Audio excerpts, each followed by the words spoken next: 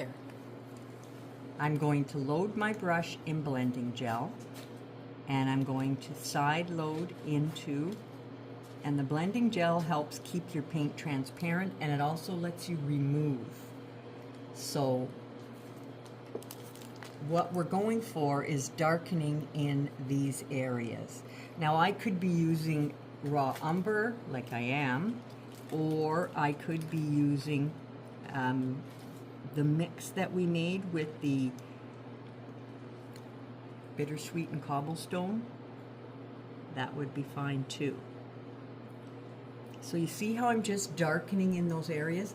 But the gel, now watch, if I said, oh, I don't like that, it's gone. So that's what my gel does for me. So I'll just put a little gel there, but you see how now you see the back of his head, right? And I'll just come in here with a bit of the gel. I'll come in here and come behind his little nose, or snout, whichever we're calling this. I'll come a little bit here. We're gonna add white lines right beside the eye, so if I come out wide, we get to have a little of that show after we add our white lines. I can strengthen the back here.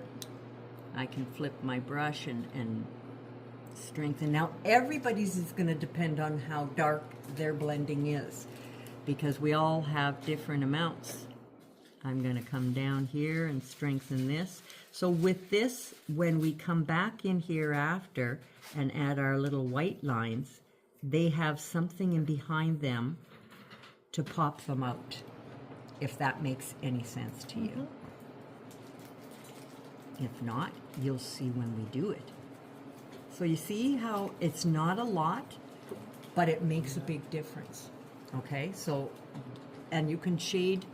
I didn't do down this side of this little muzzle, but you can shade more on his little nose if you want to, because we did shade that before we added the little lines, but it doesn't hurt to strengthen them up if you need it. Okay, so that's what I want you to go ahead and do on both bunnies. But the blending gel is what's going to make all the difference for you. Thank you. So following our picture, we're going to take and I thin down, add a bit of water, and I'm going to scrunch. So that's, put your brush on your palette and twist it so it splays open and gives you nice little hairy lines. So just to show you, I'll pull them. Do you see how fine they come, nice and soft? You can't press down. If you press down, it's like you're painting with a regular paintbrush. We want this to look like we're painting with 100 little liners. Now these lines can be put on with a liner if you don't have a rake or a grainer or comb. They're called different things, depends who makes them. And pardon me. So we'll pull our little furs the direction that you see them in your photo. We want some wisping off the edge. If it starts to get solid, go back into where your water is. It's a good idea to keep a little bottle cap lid of water on your palette so you can just dip into there as you're going, whether you're lining or and then we can just take and pull a few up the forehead. So do you see how that, I can pull down as well. You're always more comfortable with brushes when you're pulling towards yourself. So we'll pull them away. I need more water.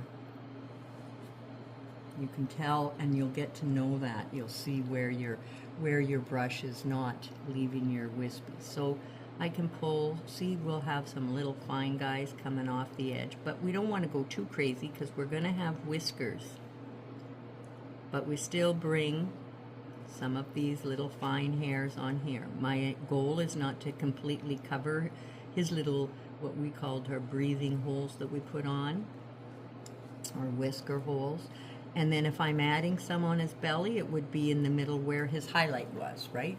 Where we had it. And we don't want them to be too long. You want them to overlap each other.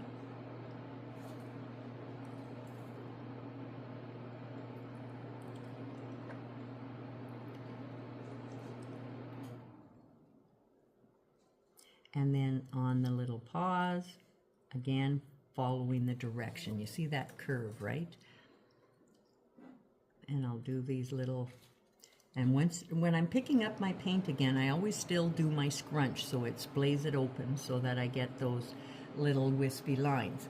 Now, I want these guys to be coming off the cheek, so I'm rounding them. These ones here are coming out to the outside, right?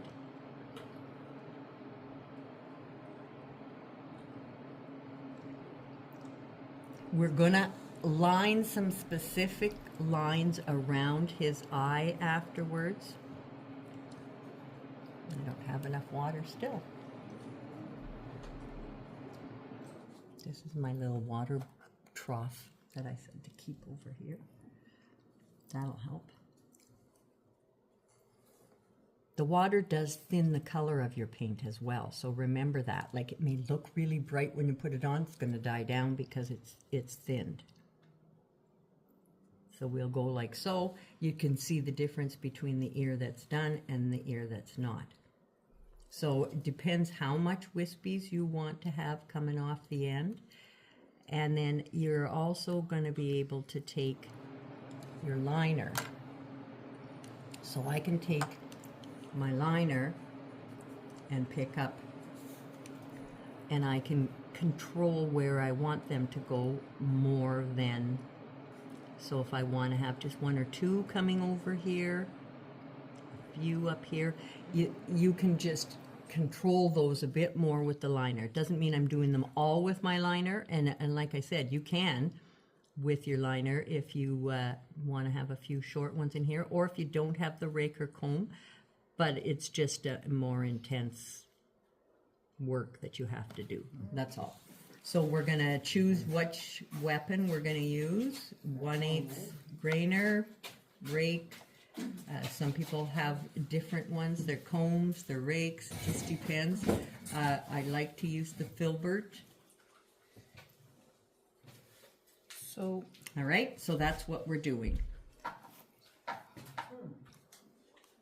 Okay, so when you look at his face, you see that we have a nice heavy white around the eyes. Put up with our liner, still bringing it. Hang on, Wendy. Oh, I did. In wispy. Oh, sorry, I'm just going to sneak over here so I can see. Okay. In wispy. You're using a liner? I'm using my short liner. Okay. And I'm pulling these little, and you see how we come off the edge with these. Almost like eyelashes. Well, and yeah, like it's going to bring them to the edge. You see the more solid here. This leaves, remember I talked about this little bit of brown that's going to get left here? So I'm still pulling it in stroke-like, but I want a lot of it. I want it nice and heavy there, and it wisps off. We're still going to bring it down beside his eye here as well. This gives him, and nice and solid on the top of his cheeks. You can see that in your picture as well. Just pulling off a few little lines. Again, if it's thinned enough, you'll get tiny little fine lines.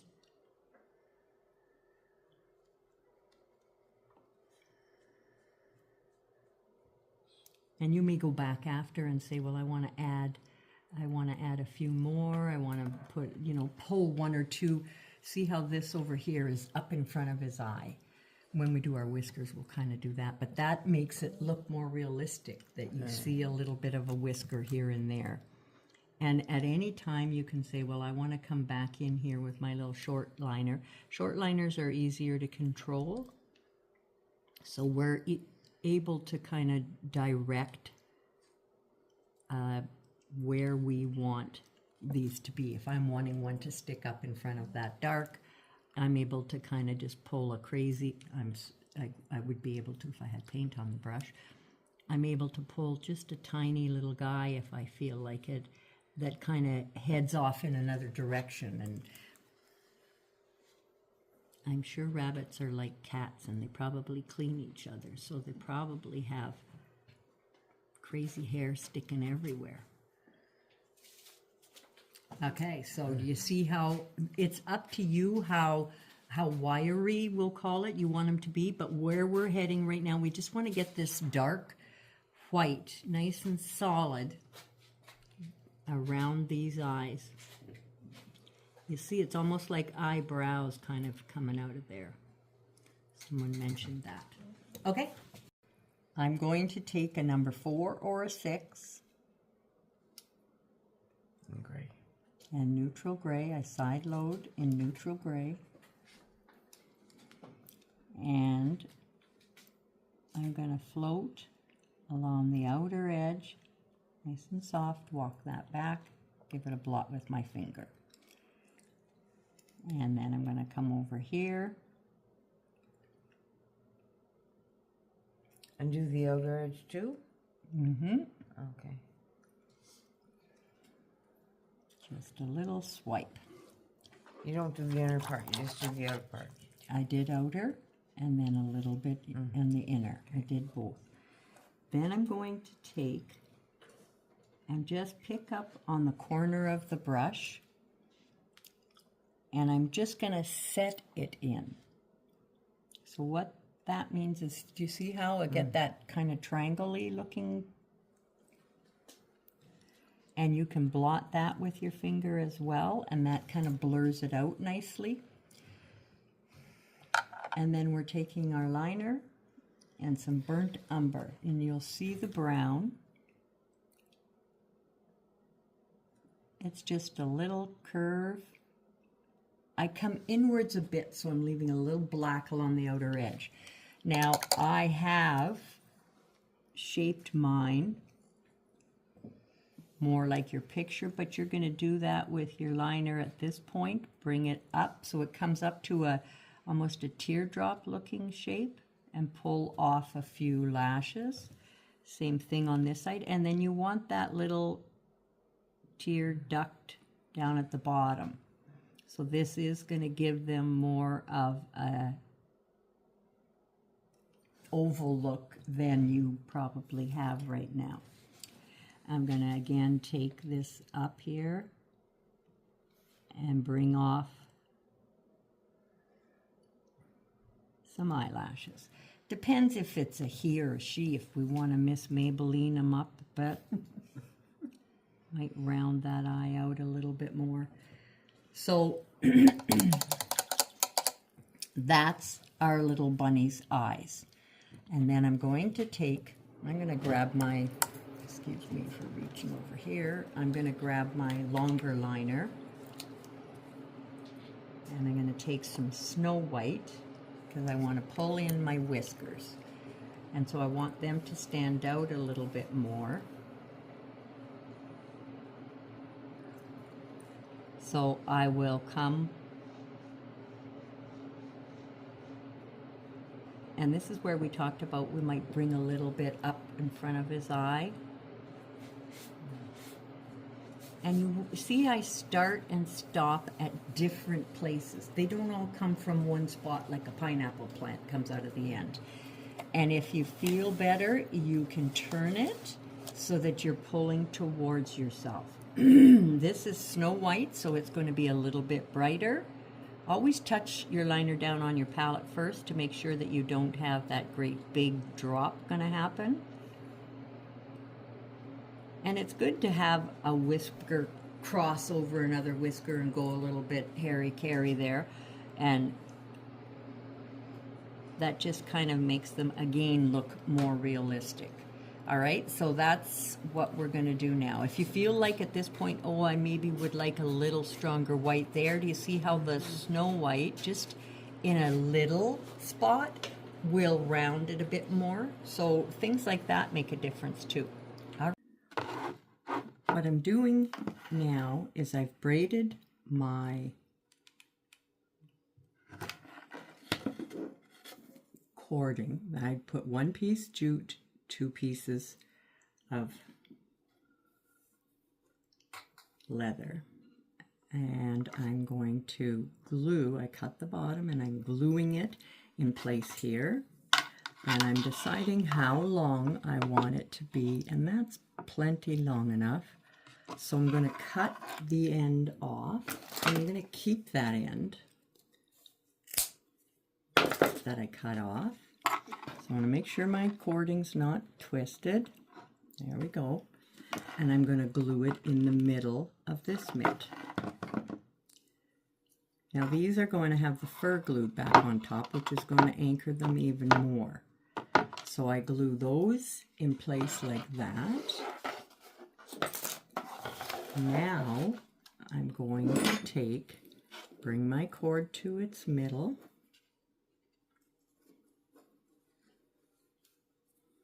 And I'm going to take this piece, I'm going to put a bit of glue gun glue there and glue it on top. I'll just hold it in place till my glue sets or semi-sets. And then I'm going to flip it over, bring it around, and I will cut off the excess at the end. Am I in the camera for you guys? Am I off the camera? And then I'm going to put a bit more glue. It just was too tight to try to, there I am, sticking my fingers in that glue.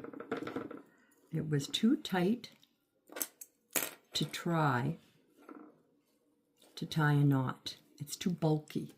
So this gives the look that we've got a knot in the front. I'll just trim off the excess there. So when I turn it around, you see how it looks, and I hang it from that. So it looks like we've tied a knot there, but really it's just glued cording in place. All right, that's how we start that part. So I've cut my fur to go on an angle along this piece. I'm going to apply a little bit of glue gun glue, just in a smidgen, not right at the very edge. And I'm going to turn and fold my fur under, and this end here is going to be folded under as well. So I will come back here, apply glue along here, and glue my fur down there. So it's glued down here on the angle, folded under and glued here, and then this piece will be glued around back. Now I'm going to turn it so you can see. I'm going to apply more glue. This is right across the piece that we talked about, how this is going to help bond and secure that on again. I'm going to fold the edge under again so that it is, I got my little finger protector out, but it didn't put it on. It's here. Okay. And now I'm going to make sure that my fur is all tucked where I need it to be. I'm going to flip it over. And anything that's along the edge, and now I'm going to use my little finger protector. We just want to secure it down. And this fur can get trimmed off a bit. We don't need that much coming around the edge. So I'm going to put a little glue inside here where that fur is. And we'll just put that glue there. I will take my little finger protector and put it on. And I've got excess fur where I cut it off, of course. Our poor baby.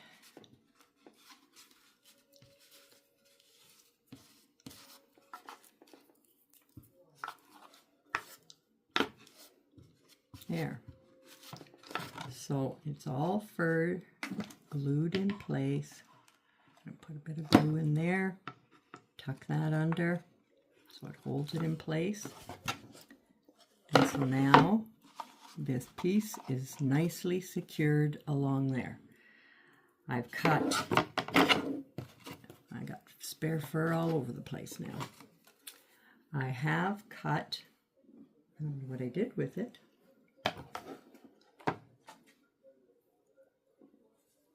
There we go. Here it is. I have cut this piece to go around on this one as well.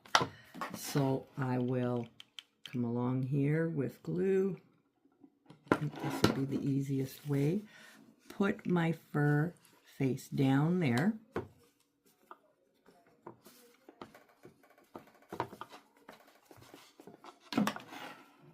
And I'll put more glue all over here. This is going to hold all this in place.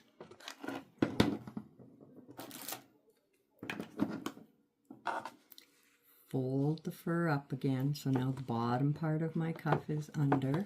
That worked out well. I can flip it over. I can apply a bit of glue along here and pull that fur up. Same thing over here, so that it's not sticking up around the end. It's folded over nicely.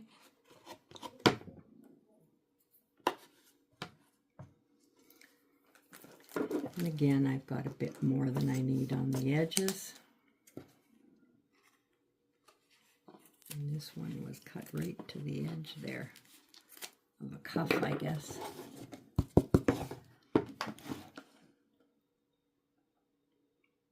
And I'll just use that.